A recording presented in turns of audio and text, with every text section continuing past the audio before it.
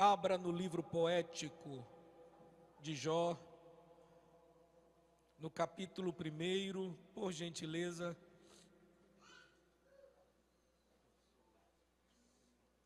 Jó fica logo após o livro de Esther e antes do livro de Salmos. Aos que acharam, por gentileza, diga amém. Assim diz a palavra do Senhor. Havia um homem na terra de Uz, cujo nome era Jó. Ele era homem íntegro e reto, que temia a Deus e se desviava do mal. Nasceram-lhe 7 filhos e 3 filhas. Possuía ele 7.000 ovelhas, 3.000 camelos, 500 juntas de bois e 500 jumentas, tendo também muitíssima gente ao seu serviço, de modo que este homem era o maior de todos os do Oriente. Iam seus filhos às casas uns dos outros e faziam banquetes, cada um por sua vez, e mandavam convidar as suas 3 irmãs para comerem e beberem com eles. Versículo 5. E sucedia que, tendo decorrido o turno de dias de seus banquetes, enviava Jó e os santificava, e levantando-se de madrugada, oferecia holocaustos, segundo o número de todos eles. Pois dizia Jó: talvez meus filhos tenham pecado e blasfemado de Deus no seu coração. Assim Jó o fazia continuamente. Nós vamos apenas até aí. Você pode se assentar glorificando o nome do Senhor Jesus. Acho que só o irmão Berg entendeu. Aleluia. Estamos na segunda semana em que o tema que trataremos será acerca da vida de Jó.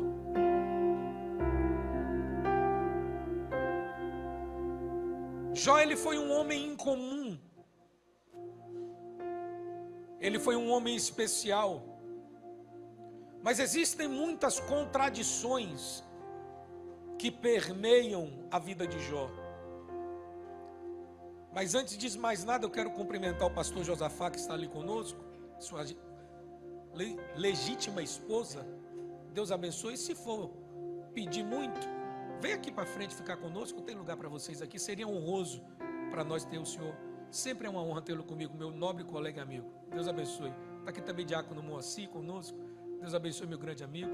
Tem mais alguém nos visitando nessa noite? Estou vendo Vitória, que faz muito tempo que eu não vejo. Ali, estou vendo ali também. Pastor Josafá vem com toda a prole nesta noite. Deus abençoe todos vocês. Sejam muito bem-vindos pelo poder do nome de Jesus. Existem detalhes sobre a vida de Jó que precisam de uma atenção um pouco mais especial. O que chama mais a minha atenção acerca da história de Jó é porque fala perfeitamente sobre o sofrimento humano e sobre problemas que mesmo aqueles que são justos ou aqueles que não estão vivendo uma vida de pecado atravessam. Isso nos leva a entender que os justos, eles também perecem, os justos também sofrem, os justos também passam por problemas, mas a ciência de que Deus ele está atento a cada passo daquilo que está acontecendo na tua vida. Você pode estar enfrentando um sofrimento, mas o controle de Deus continua o mesmo sobre cada situação que você esteja passando na vida. Um outro argumento importante para relatarmos é que, assim como Deus age na vida do homem, o diabo também é vivo e atua com frequência e intensidade na vida dos servos de Deus. A intenção do diabo não é outra a não ser matar, roubar e destruir.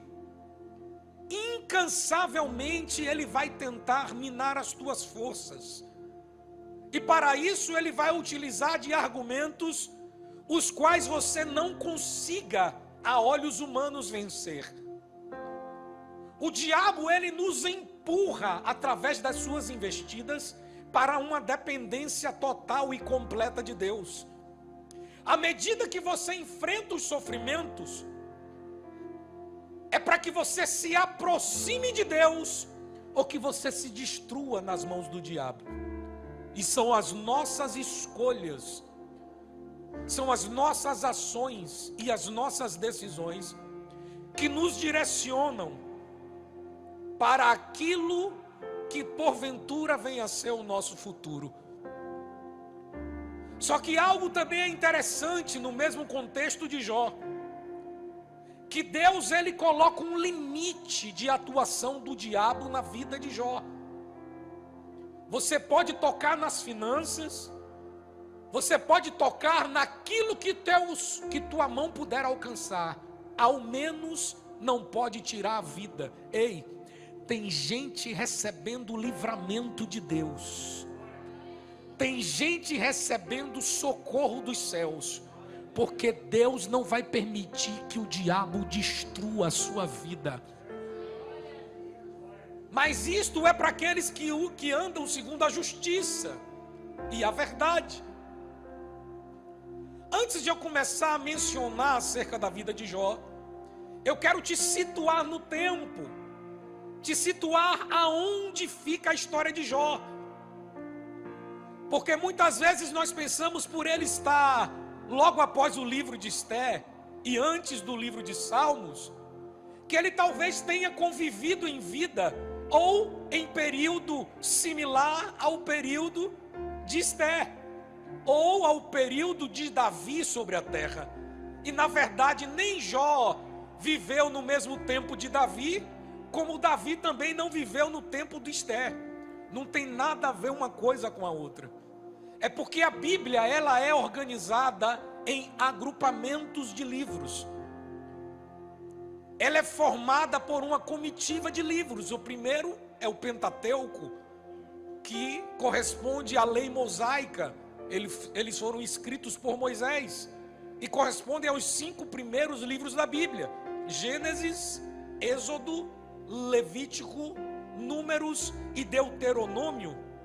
Logo depois vem os livros históricos, sai da linhagem do Pentateuco, entra na linha dos livros históricos, que entra Josué, Juízes, 1 a Samuel, 2 a Samuel, o livro de Ruth, o livro de 1 a Reis, 2 a Reis, 1 a Crônicas, 2 a Crônicas, o livro de Neemias e o livro de Esther. Logo depois dos livros históricos entra os livros poéticos, que é a linhagem de livros os quais Jó se assemelha, que vem o livro de Jó, vem Salmos, Provérbios, Cantares de Salomão e Eclesiastes. Logo depois disso entra a linhagem dos livros dos profetas maiores, os livros dos profetas que viveram o seu tempo por uma quantidade de dias maior. Entra nesse permear o livro de Isaías, o livro de Jeremias, o livro de Lamentações de Jeremias, o livro de Ezequiel e o livro de Daniel. E para finalizar o Antigo Testamento, nós entramos naquilo que chamamos de profetas menores, que é o período em que os profetas, eles não viveram por tão longo tempo em profecia, entra nesse permear o livro de Oséias, o livro de Joel, o livro de Amós, o livro de Obadias, o livro de Jonas, o livro de Miqueias, o livro de Naum, o livro de Sofonias, o livro de Ageu, o livro de Zacarias e o livro de Malaquias. Desta forma, fechamos então todos os livros que compõem o Antigo Testamento, ou para alguns também chamado de Velho Testamento.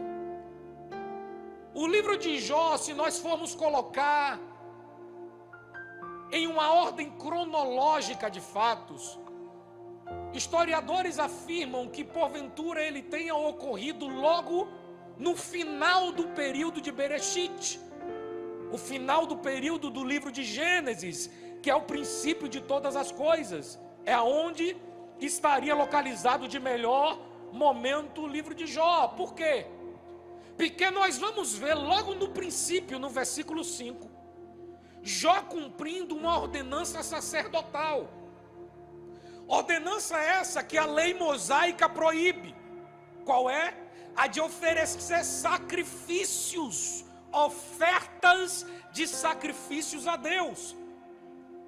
Logo depois do período em que Moisés passa e atravessa o Êxodo, o Senhor estabelece através de Moisés leis estas que deveriam ser seguidas.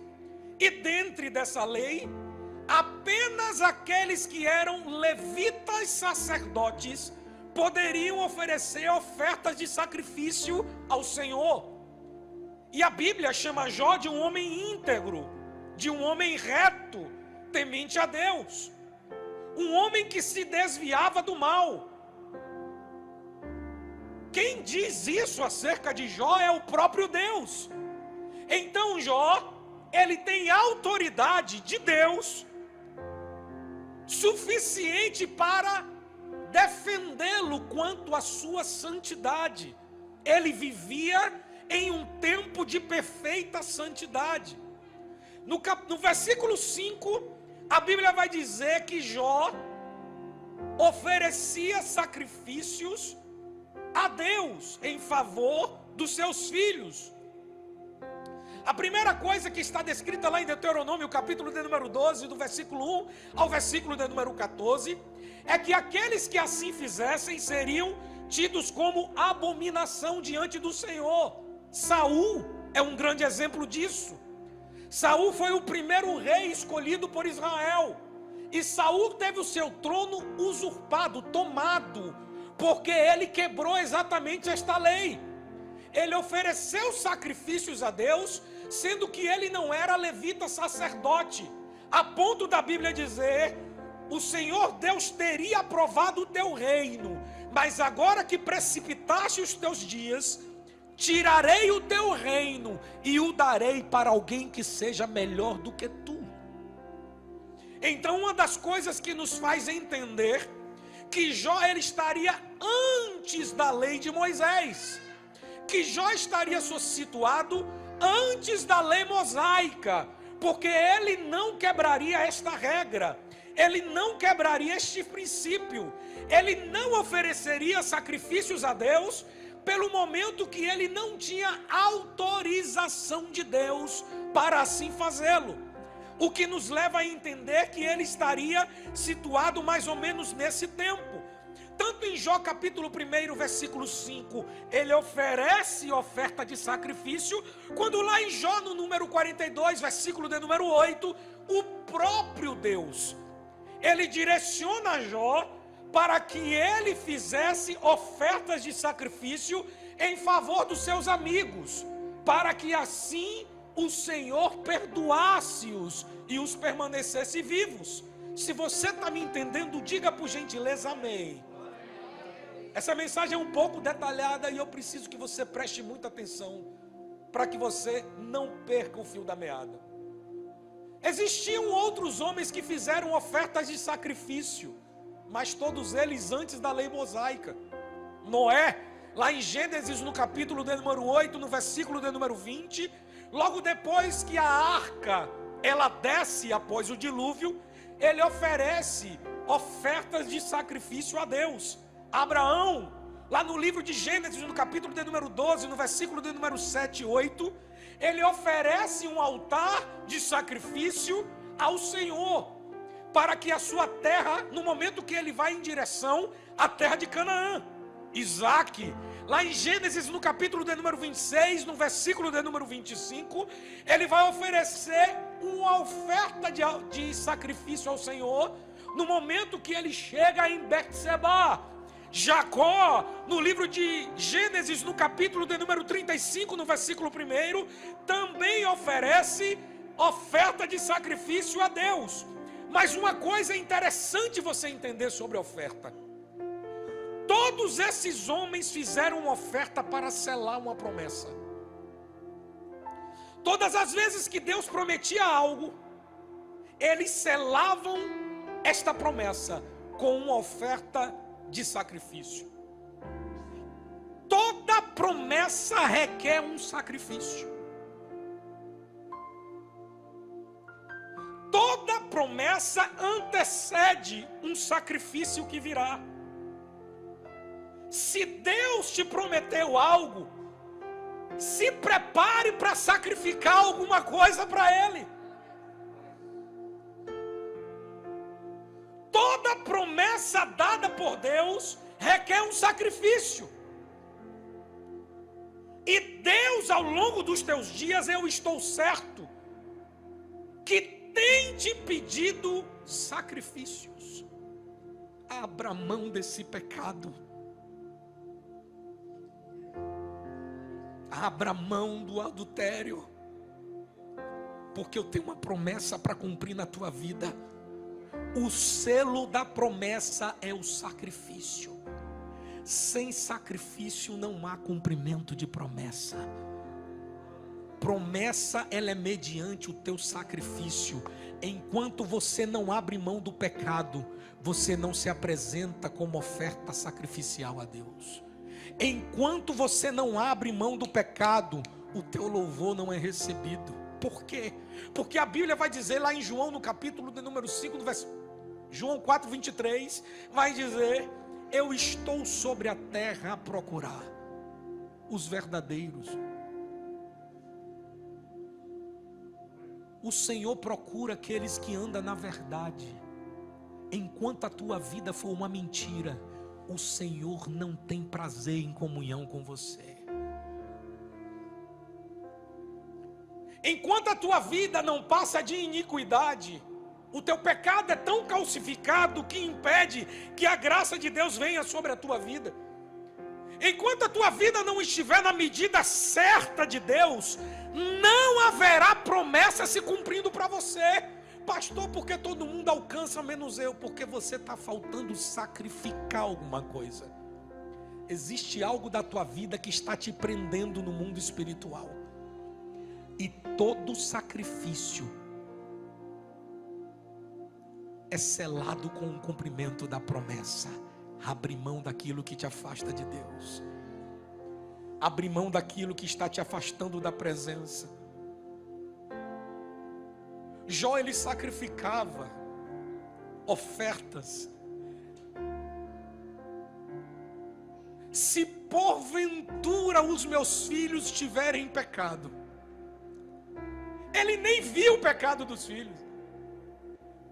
Jó prezava tanto pela santidade, ele prezava tanto pelo relacionamento com Deus, que ele oferecia ofertas de sacrifício ao Senhor, mesmo sem ter conhecimento se seus filhos pecaram ou não. Mas tem uma coisa que me chama ainda mais a atenção: você não vê Jó oferecer sacrifícios de oferta pelos seus próprios pecados. Sabe o que isso quer dizer?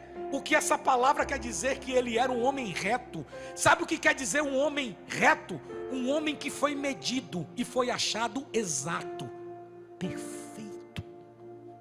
Eram os seus caminhos. Não foi o diabo que disse isso de Jó, foi Deus. Homem bom, temente ao Senhor e reto. Sabe o que quer dizer temor? A Bíblia vai dizer que o temor é o princípio da sabedoria. Salomão vai dizer isto. No momento em que você teme a Deus e você entra em retidão com Ele, riquezas insondáveis, prosperidades incontáveis, bênçãos sem medida são alcançadas por você. Jó, ele foi agraciado por Deus pela sua fidelidade a Ele. Toda promessa requer um sacrifício. Lá no livro de Ezequiel, no capítulo de número 14, se você quiser abrir comigo, Ezequiel capítulo de número 14, no versículo de número 14, a Bíblia vai dizer que Ezequiel, ele cita 3 homens de Deus.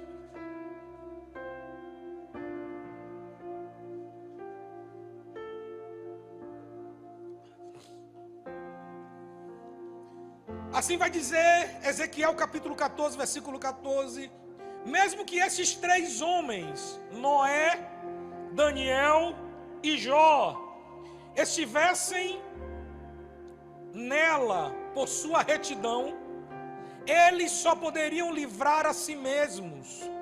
Palavra do soberano Senhor. A tradição da Septuaginta, ela vem nos relatar que talvez este Daniel não fosse o profeta Daniel que está descrito entre os profetas maiores. A Septuaginta, ela vai trazer um registro também em um texto húngaro, que este homem chamado Daniel foi um homem que reinou no mesmo período que sucedeu a Noé, uma geração posterior. Que este Daniel, ele seria um homem que tinha a sua marca registrada em temer ao Senhor e andar também em retidão com seus caminhos. O que nos leva a entender que Jó talvez tenha vivido no mesmo período de tempo em que Noé viveu, ou no período posterior ao período de Noé. A Bíblia fala também sobre a idade de Jó. Lá no capítulo de número 42, no versículo de número 16, a Bíblia vai dizer que logo depois que Jó venceu todas as suas mazelas, ele viveu por mais 140 anos. Se Jó viveu ainda mais 140 anos depois que ele padeceu do seu sofrimento e tribulação, historiadores eles relatam que aproximadamente Jó possa ter vivido cerca de 200 a 210 anos. Mas existiu depois da arca de Noé uma lei de Deus, que se encontra lá em Gênesis no capítulo 6, no versículo 3, onde vai dizer assim: então disse o Senhor, o meu espírito não permanecerá para sempre no homem, porque ele é carne, mas os seus dias serão de 120 anos, ou seja, até Noé, o Senhor estabelece um pacto em que os homens não teriam longevidade de dias, porque anteriormente os homens poderiam viver até o tempo das árvores. Abraão, ele viveu, por exemplo, 175 anos. Isaac, ele viveu 180 anos.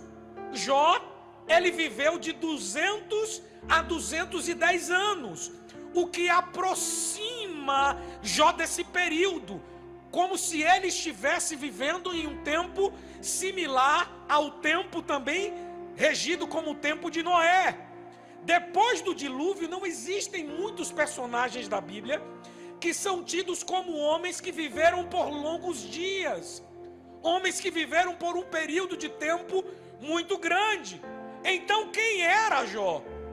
Existem 2 hipóteses biblicamente que podem nos familiarizar com a ideia de Jó. Também na Septuaginta, a primeira hipótese é que ele seria por nome Jobabe, que seria filho de Zerá e Bosra. Nesta versão, ele seria um líder tribal, uma espécie de governador, uma espécie de rei de Urs, cidade esta por onde ele viveu. Lá no livro de Gênesis, no capítulo de número 36, no versículo de número 17, vai dizer que um dos filhos de Reuel foi Esaú. Foram estes filhos de Reuel, filho de Esaú, ou seja, um dos filhos de Esaú, os chefes Naate e Zerá. E Zerá teria sido o pai de Jó.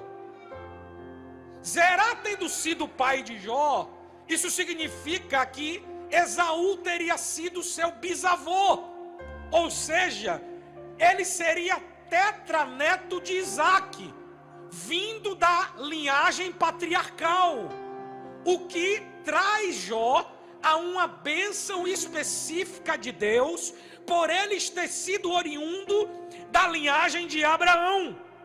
Em Jeremias capítulo de número 26, versículo 20, e na Lamentações, capítulo de número 4, no versículo de número 21, vai trazer Zerá como se fosse como pai de Jobabe, que porventura teria sido Jó, que foi rei em Uz. Ele governou a terra de Uz por muito tempo. Então são hipóteses que podem ser tidas como reais naquele tempo, porque é citado a cidade de Uz como pertencente ao reino de Edom. O que nos leva a pensar que Jó não era apenas um homem rico, em possessão de dinheiro. Jó também teria sido um homem poderoso, um homem que tinha autoridade, um homem que tinha superioridade sobre as pessoas. Lá no capítulo 15 do livro de Jó, a Bíblia vai dizer que Jó se assentava às portas da cidade. Isso nos dá o entendimento que naquele tempo apenas poderiam sentar nas portas das cidades aqueles que eram reis, governadores ou juízes que dirigiam as diretrizes do povo. Então, Jó porventura teria sido de fato rei, governante, autoridade. Não possuía apenas riquezas materiais, mas também autoridade sobre a vida das pessoas. Jó, ele teve uma importância muito grande. Uma outra hipótese que pode ser descrita, que também encontra na Septuaginta, está lá no livro de Gênesis, no capítulo de número 46, no versículo de número 13, aonde relata que Jó poderia vir por nome de Iobe.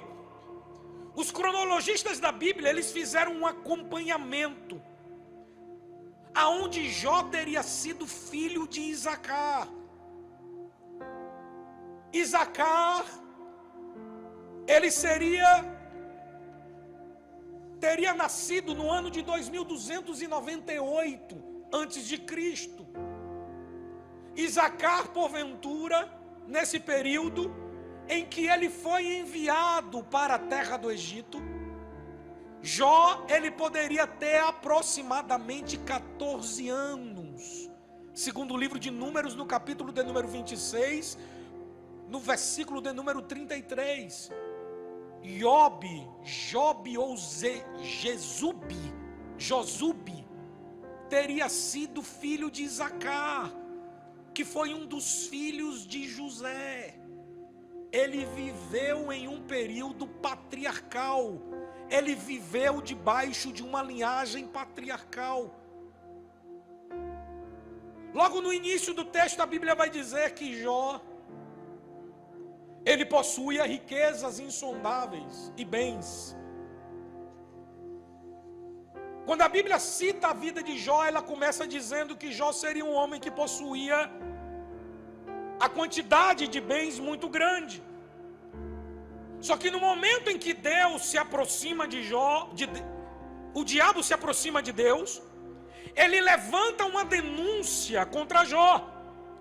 À medida que Deus vai dizendo para o diabo: veja o meu servo Jó, homem íntegro, reto e temente a Deus. Satanás, ele vem com um questionamento a Deus e fala: porventura teme Jó a Deus debalde? Tu deste tudo a esse homem, e tudo que alguém na terra possa desejar.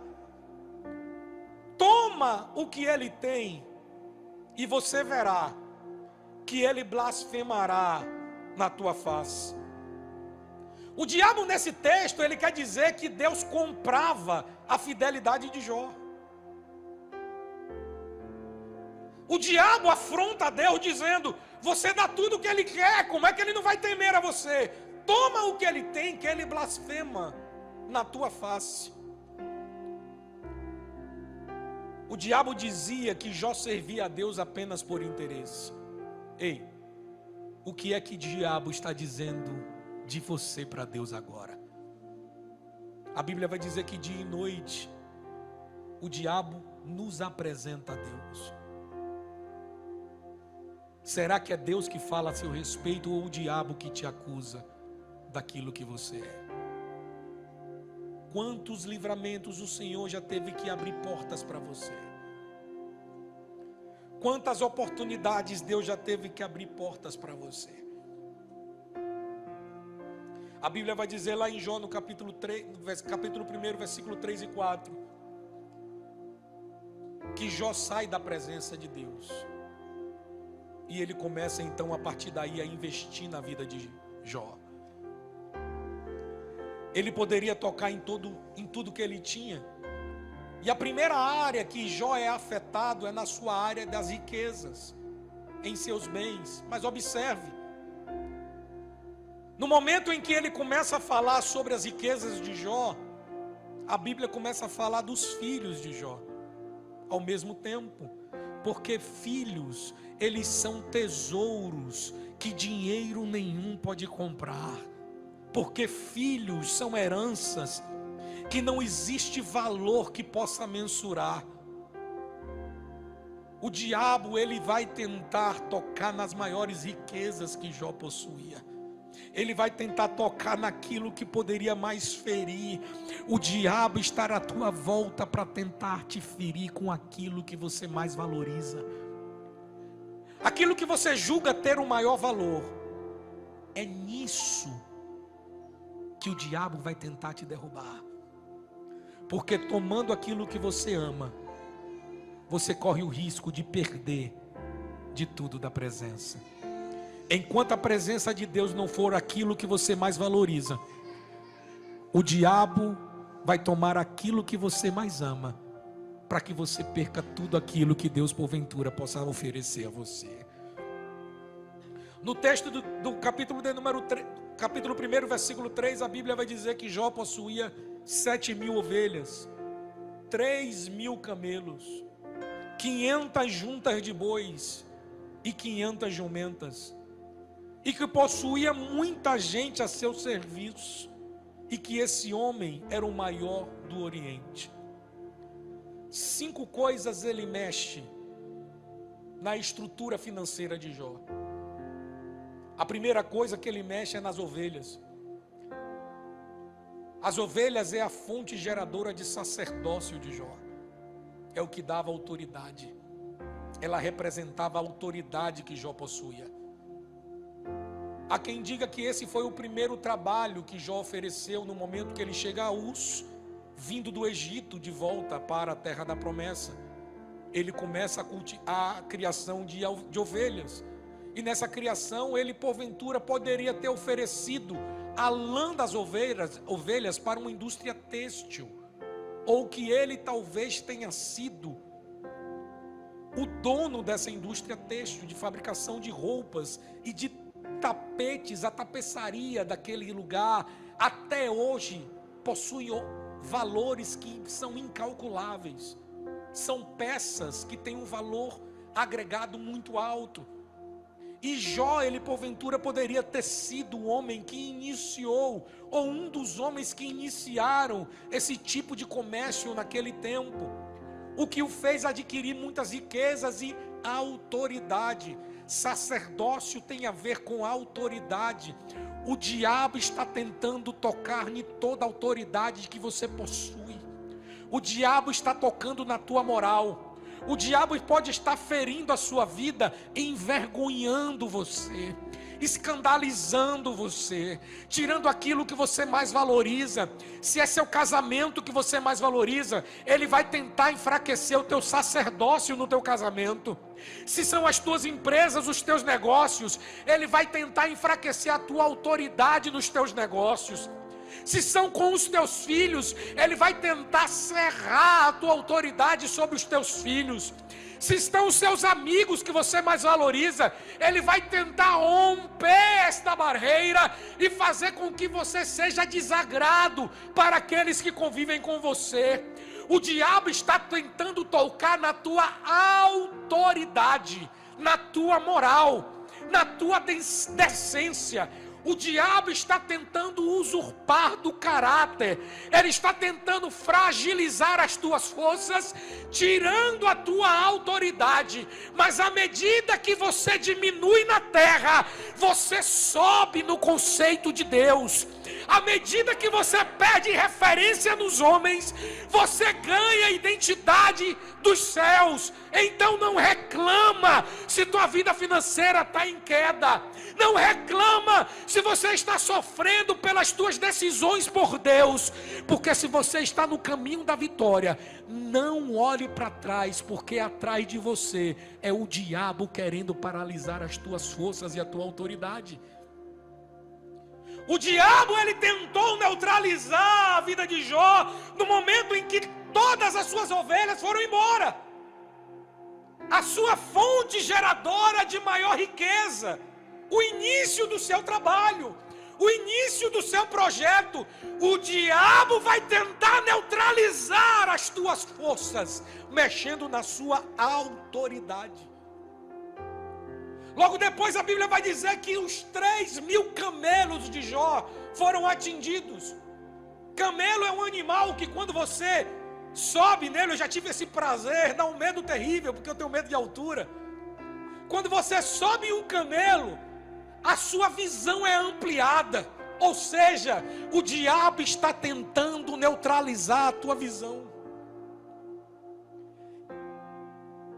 Visão, ela remete ao teu futuro, ao teu amanhã, e a consciência remete ao teu passado. Enquanto a tua consciência te acusar, você não consegue enxergar aquilo que Deus tem para você amanhã, porque você não consertou lá atrás, você não vai alcançar o que Deus tem para você lá na frente. Enquanto a tua consciência te acusa dos teus erros, volta lá e resolve, volta lá e conserta. Não siga em frente deixando rastros no caminho. Não siga em frente sem resolver os teus problemas do passado. Só alcança o futuro quem resolve lá atrás as pendências do passado. Satanás está tentando neutralizar na tua visão, dizendo, sabe o que? Tem nada não. Deixa isso para lá. Esquece. Tu está sem falar com teu pai, mas deixa para lá. Tu está sem falar com os teus irmãos, mas deixa para lá. Você está sem relacionamento com aquele teu amigo que você feriu, mas deixa o tempo passar. Qual é a frase que mais usa? O tempo cura todas as coisas. É nessa frase que o diabo está te amarrando para te levar para o inferno.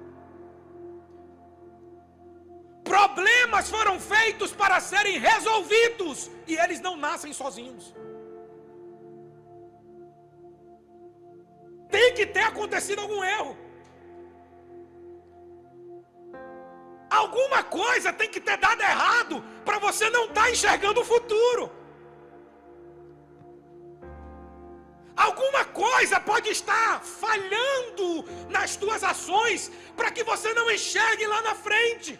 A tua visão foi obstruída porque você não consegue ver aquilo que Deus tem para você lá na frente. No momento em que Agar está no deserto com o seu filho, e a Bíblia vai dizer que ela se afasta do seu filho para que não pudesse vê-lo morrer. A sede dele era tão grande que ele estava falecendo, morrendo. E a Bíblia vai dizer que no momento que o menino chora, Deus escuta o choro do menino e Ele abre os olhos de Agar para que ela possa ver. Ei, o Senhor limpou a visão. O oásis, a água estava na frente dela. Ela não conseguia enxergar. Existem milagres que estão na tua frente e tua visão obstruída não faz com que você alcance. Existem problemas que podem ser resolvidos na tua frente, mas o teu passado, ele é tão rígido que impede que teu milagre seja alcançado. Tem portas que Deus está querendo abrir para a tua vida, mas enquanto você não chora aos pés do Senhor, a tua visão não vai ser aberta. Maldição se quebra com arrependimento, e choro é sinal de arrependimento. Eu não estou falando aquele choro de crocodilo, não. Eu também sei, conheço ele. É o choro de uma criança. Não, o choro de criança é sincero, por mais simples que seja a circunstância. É aquela tristeza fingida. Você sabe qual é.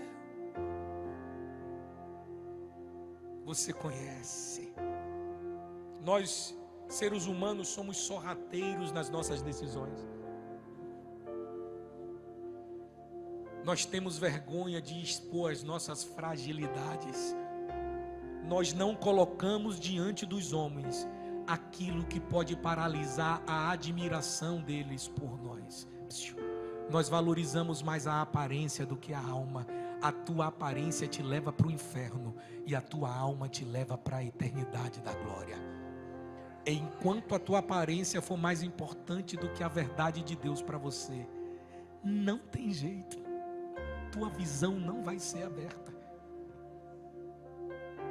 Primeiro foram as ovelhas, depois foram os camelos, depois foi as juntas de bois.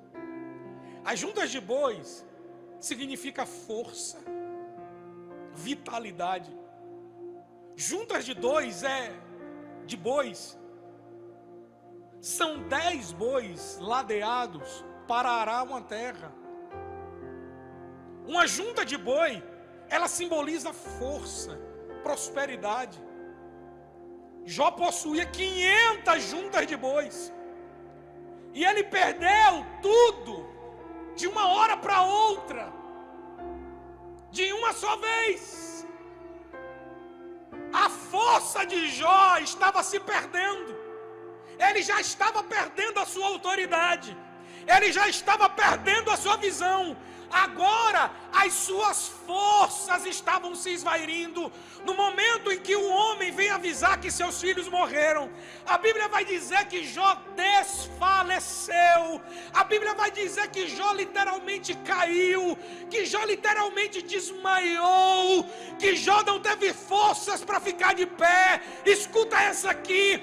Pode ser que teu problema seja tão grande, que a circunstância da tua vida esteja tão difícil, que você não vê saída para o teu problema, mas o Deus que mudou a sorte de Jó é o Deus que vai mudar a tua vida também, é o Deus que vai transformar essa circunstância também. Não tema o perigo, porque no perigo o Senhor dos exércitos virá com o seu socorro e te alcançará. Se você crê nisso, se expresse da maneira que você recebe.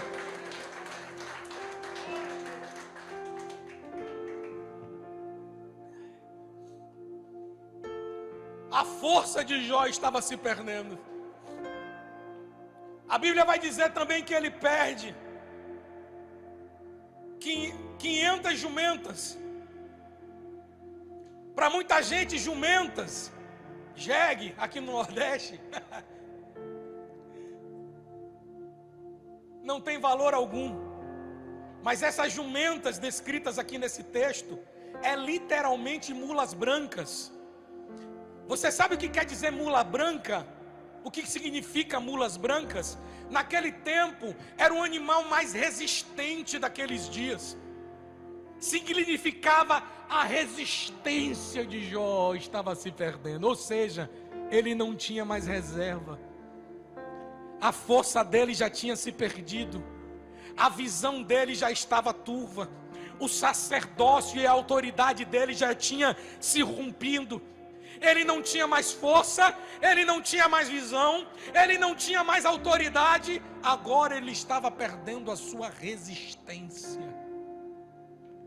Em todas as áreas ele estava sendo atingido. Em tudo ele estava sucumbindo. Observe, ele perdeu 10 filhos de uma só vez. Ele perdeu tudo que ele possuía de uma só vez. A resistência de Jó estava sucumbindo. O homem mais rico, ou o maior dos homens do Oriente, estava completamente destruído e acabado. E para não parar por aí, a doença que Jó possuiu, furunculose, era uma doença tão violenta que a Bíblia vai dizer que até dentro da boca de Jó possuía bolhas de pus. O odor da boca de Jó não era mais agradável à sua esposa. Um homem doente, a furunculose, ela paralisa as tuas cartilagens, ela quebra as tuas cartilagens e rompe todas as tuas forças. Isso significa que o nariz de Jó, ele ficou completamente irreconhecível, que as orelhas de Jó também ficaram irreconhecíveis, o seu corpo ficou todo adoecido. No Jó capítulo 1, versículo 9, a Bíblia vai dizer que ele pega turvões, cacos de telha e para se coçar. Isso significa que as unhas dele já não tinham mais resistência, ou quem sabe que elas já tinham se perdido. Ele se coçava, ele sentou no monturo, ele saiu de frente da cidade, ele perdeu a autoridade, ele perdeu a sua visão, ele perdeu a sua força, ele perdeu a sua resistência, mas ele não perdeu a sua fé. Jó pode ter perdido tudo, mas ele não perdeu a fé. Jó perdeu a família, Jó perdeu os filhos, Jó perdeu os bens, Jó perdeu a autoridade, Jó perdeu a riqueza, mas Jó não perdeu a esperança e a fé. Eu sei que Ele está aqui. Não perca a sua fé por nada. Está difícil, mas siga em frente. Está complicado, mas tem porta para abrir. Tem caminho novo para você passar. O Senhor vai tirar os ferrolhos de bronze e vai abrir um vivo e novo caminho para você. Sabe quando é que a vida de Jó acaba? Quando ele perde os filhos. Depois desse momento você não vai ver Jó tentar resolver mais nada. A Bíblia vai dizer que quando um homem entra para falar que ele perdeu os bois, ele fica quieto. Quando um outro homem entra para falar que ele perdeu as jumentas, ele continua em silêncio. Porque ele sabe que riqueza material se reconquista. Porque ele sabe que aquilo que está na terra é para ser conquistado. Que o trabalho dele talvez fizesse ele recuperar tudo. Mas quando ele perdeu os filhos, ele caiu. O diabo sabe qual é o ponto que você pode cair. O diabo sabe exatamente o lugar que você pode sucumbir e perder tudo que você tem. O diabo sabe o ponto fraco que pode derrotar você. Não brinque com Satanás. E não negligencie o chamado de Deus na tua vida. Você está negando a verdade. Você está abraçando Satanás quando o adultério não sai. Você abraça Satanás quando a mentira não sai dos teus lábios. Você abraça Satanás no momento em que você rouba aquilo que não te pertence, a identidade que não é sua, uma verdade mentirosa que você acredita na própria mentira que você conta. Raça de víboras, era isso que João Batista diria. Despertai-vos! Jesus está voltando. Nunca algo tão poderoso aconteceu na terra como os últimos anos, esses últimos 368 dias. Jamais a terra experimentou o tempo que está passando hoje. Tem gente que fala, parece com o tempo. Nunca, nada se assemelha com esses dias. A ira de Deus está tão grande. Por que Deus? Porque quem manda peste é Deus. Ninguém tem autoridade para mandar calamidade a não ser o Senhor. O cálice da ira de Deus está na boca.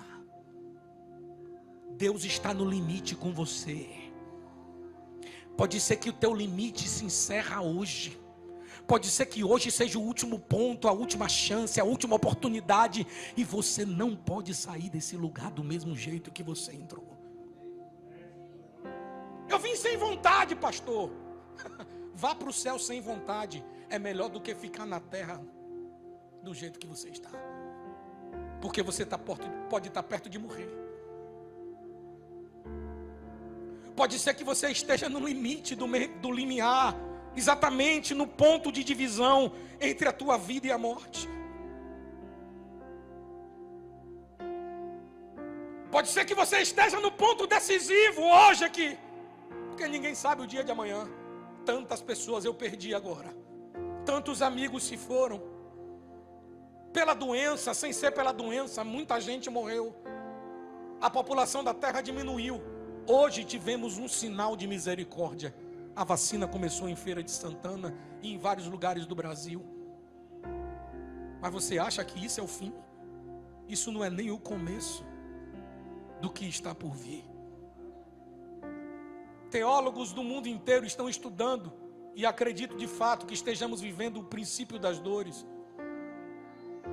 Acredito de fato que estejamos vivendo o anúncio dos últimos dias da vinda do Cordeiro. E você não pode perder a oportunidade. Jó perdeu tudo que tinha. E você ainda possui tudo que tem. Você continua com sua família. Você continua com a esperança. Pode ser que você tenha perdido alguma dessas coisas. Mas você não pode perder a certeza que Deus está no controle da tua vida.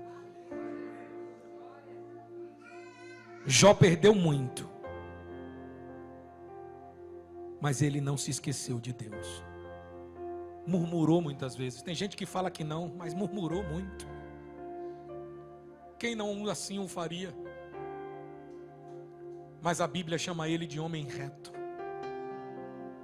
temente ao Senhor e que se desvia do mal. Enquanto Satanás não conseguia derrubar Jó, ele não desistiu. Perdeu os bois. Perdeu as ovelhas. Mas quando perdeu os filhos, não deixa chegar ao ponto de você perder seu casamento. Não deixa chegar ao ponto de você perder seu emprego. Não deixa chegar ao ponto de você perder a sua autoridade. Não deixa as pessoas entenderem que você é um mentiroso. Não deixa as pessoas entenderem que você é adúltero, que você é adúltera. Não deixa o mundo conhecer esse pedaço da tua vida. Arrependa-se agora e se experimente aquilo que o Senhor tem para você lá na frente. A tua visão vai ser a primeira coisa que vai ser devolvida, porque o Senhor vai te fazer enxergar aquilo que você não consegue ver. O Senhor vai te fazer enxergar aquilo que Ele está programando para você. Enquanto existir esse pecado, a tua visão não vai ser alterada. Você vai continuar cego enxergando. Sabe quando é que você enxerga Deus? Quando você fecha os olhos, porque é aí que você olha por dentro. Quando os seus olhos estão fechados, você está enxergando dentro de você. É quando você consegue enxergar as verdades que ninguém conhece. As finanças de Jó não foi o interessante daquele momento. A maior riqueza que ele possuía não estava no dinheiro, estava na sua família. Se você perder a sua família, você vai perder tudo de mais valioso que você tem. Não deixe chegar esse dia.